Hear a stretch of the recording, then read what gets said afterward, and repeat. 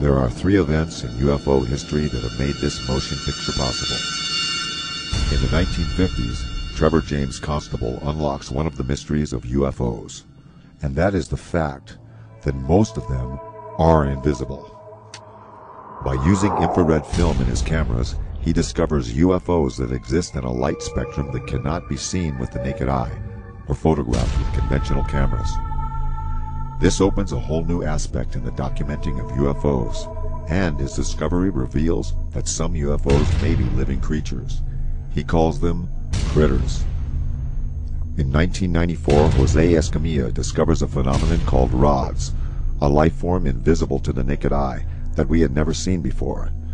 He develops a technique for filming these life forms that exist in a realm of the very fast.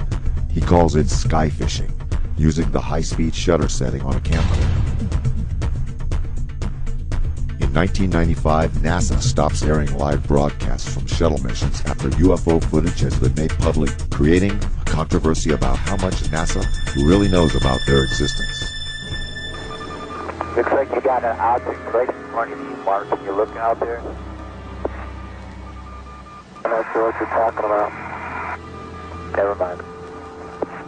That same year, Martin Stubbs begins recording what will be 5 years and over 2,500 hours of uninterrupted live broadcasts from NASA's own downlink. Today we have digital camcorder technology that enables us to capture UFOs in full-color, high-resolution video.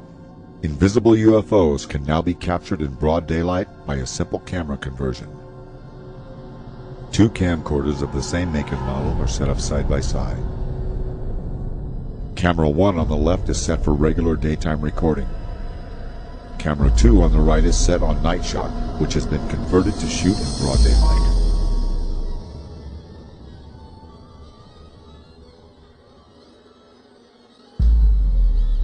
With the night shot camera on the right, a UFO that is in the infrared spectrum is clearly visible. Trevor James Constable discovered this. NASA has been doing this. And now, after thousands of years, technology has finally caught up to the mystery of UFOs. These three events bring forth the accumulation of research and evidence that not only prove most of them are invisible, but that many UFOs could be living bioorganisms.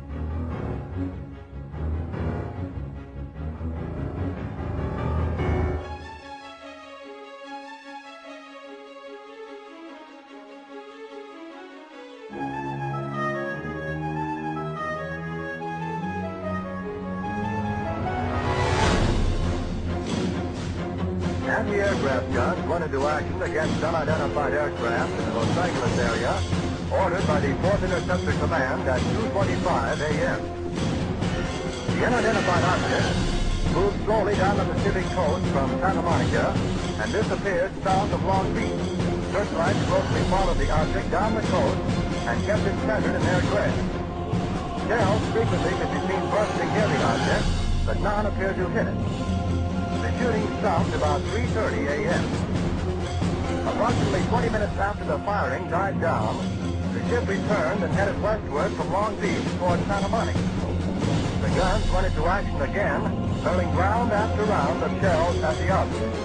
The second barrage appeared to be closer to downtown Los Angeles, since watchers could hear the concussion of the guns more clearly, and the flash of bursting shells was brighter. Then the ship disappeared for the second time over the ocean. We return you now to CBS in New York. That was Byron Palmer on the West Coast.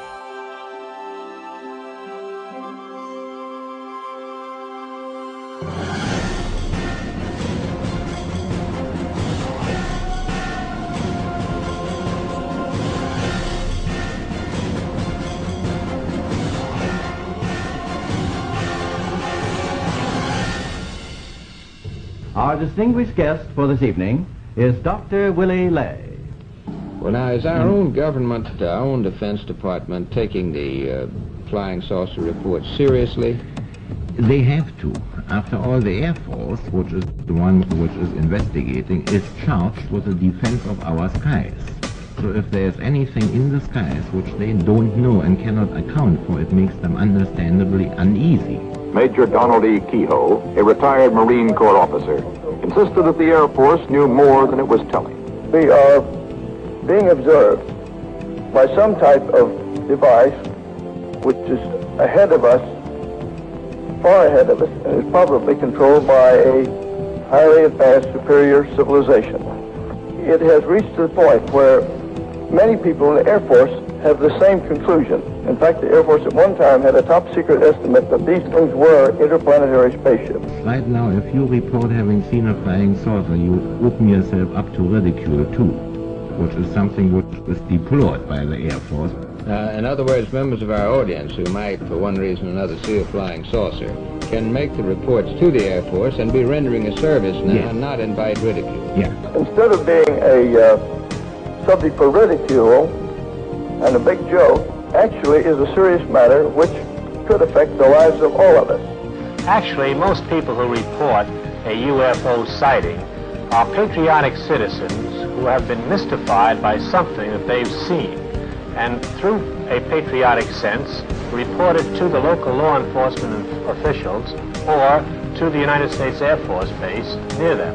The first reports were brought in by quiet and sober citizens like Frank Manor. I looked north of me, and there looked like a fallen star. It was red and kind of coming down and on about a 45. And so then I watched it, and I was going to see if it landed, and then maybe go down and see what it was. And when it got to the top of the trees, it stopped, and a blue and a white light come on it. And I looked at it, and I thought I was seeing things. Frank Manor's UFO remained over his swamp more than 4 hours. His children saw it, his in-laws saw it, residents of the area saw it. And I saw it looked to be shaped like a pie. I could see the front of it. I just saw the round front, and I could see the light on either side. I just wanted to stay there and keep my eyes